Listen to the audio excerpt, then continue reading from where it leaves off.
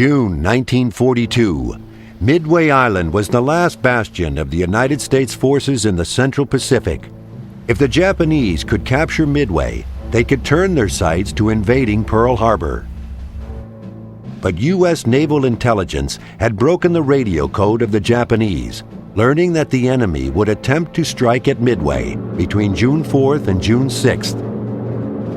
These remarkable color movies were captured by the cameras of a film crew led by Hollywood director John Ford. These lumbering U.S. search planes were quickly sent out in all directions to try to locate the Japanese task force said to be steaming toward Midway. On June 3rd, they hit the jackpot, confirming that a Japanese force, including 7 carriers, 11 battleships, 21 cruisers, and more than 400 planes, was headed toward the island. The U.S. force was barely 1/4 the size. It was David versus Goliath, but David had broken Goliath's code, and surprise was on the side of the Americans. On the morning of June 4th, these Midway-based B-17 flying fortresses were sent out to attack the Japanese invasion fleet. Unfortunately, they were unsuccessful. Several never made it back.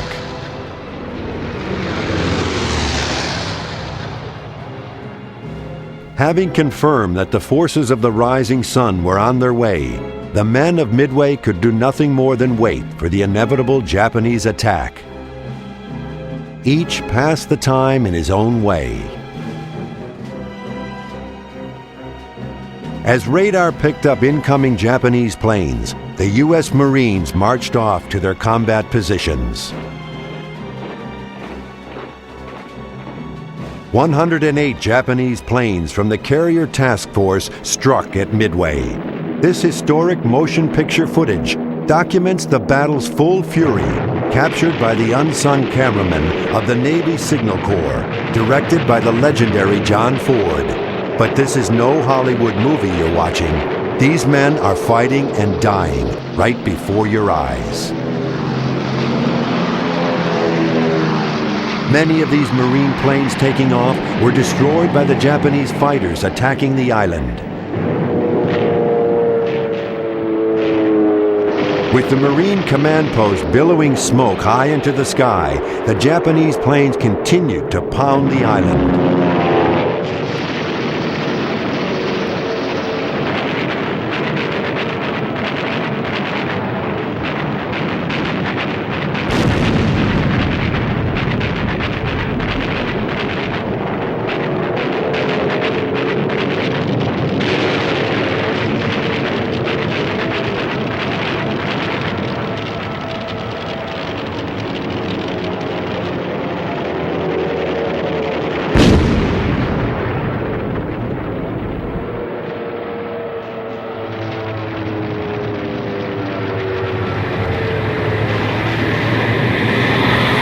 With the airplane hangars ablaze, the Marines' first thoughts were to remove munitions from harm's way and then save the planes within.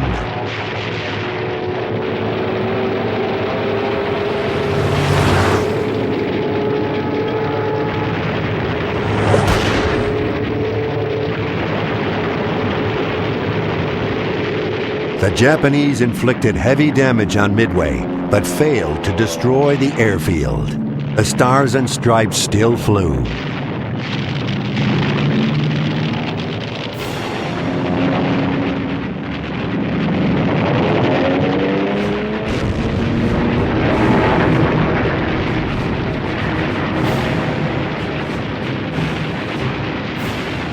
The Japanese had failed in their first attempt, but they were determined to finish the job. Would the Americans allow them the opportunity? While the invasion fleet had been located by the Americans on June 3rd, it wasn't until the morning of the 4th that the Japanese Carrier Task Force was pinpointed. With that information in hand, the U.S. carriers Hornet, Enterprise, and Yorktown immediately launched their squadrons of torpedo planes and dive bombers to attack the 4 main carriers of the Japanese fleet. 150 American planes took to the air. At the same time, the Japanese became aware of the deadly threat they faced from the U.S. carriers and began preparations for their attack on the U.S. fleet.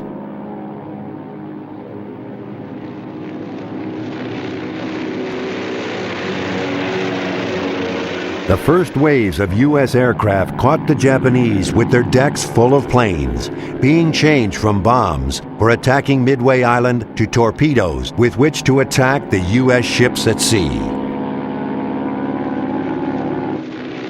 But when the first American torpedo planes were dealt with by the Japanese fighters, it looked as if the Imperial Navy would emerge unscathed.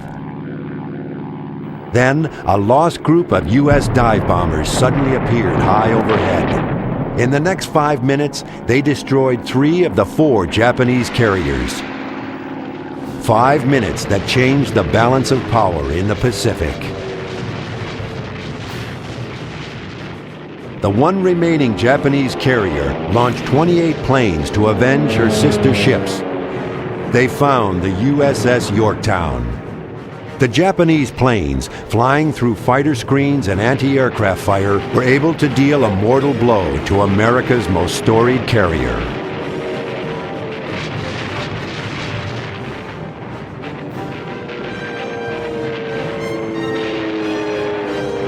The battle wasn't over, however, as planes previously launched from the Yorktown found this last Japanese carrier and sent her to the bottom of the sea.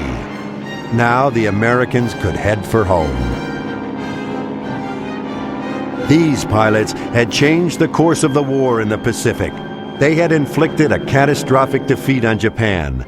4 fleet carriers, 322 planes, and 3,500 men of the Rising Sun, including their best aviators, had been lost. The United States had inflicted upon Japan its first naval defeat in 300 years.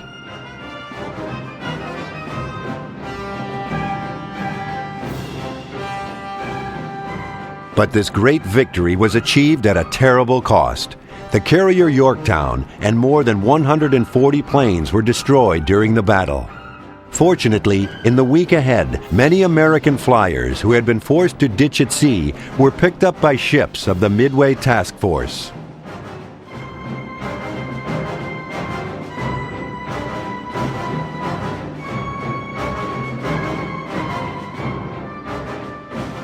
These Americans had put their lives on the line to stop the Japanese aggressors. One senior Japanese official said, "At Midway, the Americans avenged Pearl Harbor." Japan's loss of their carriers would come back to haunt them at America's first major land offensive in the Pacific, Guadalcanal.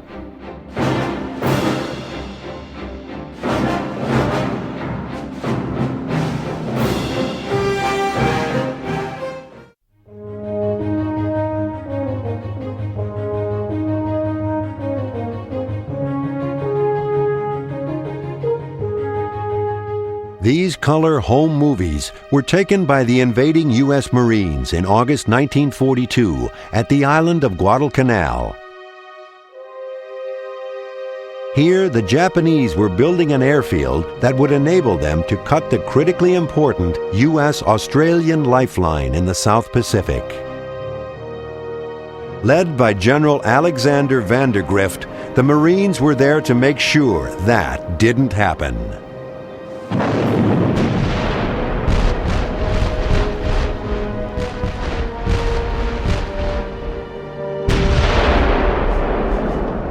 Coming ashore was easy, as the Japanese fled to the interior of the island. By August 8th, the Americans had control of the airstrip.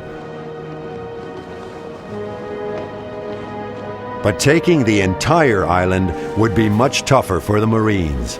They would have to overcome both the tenacious Japanese defenders and the sweltering jungle temperatures.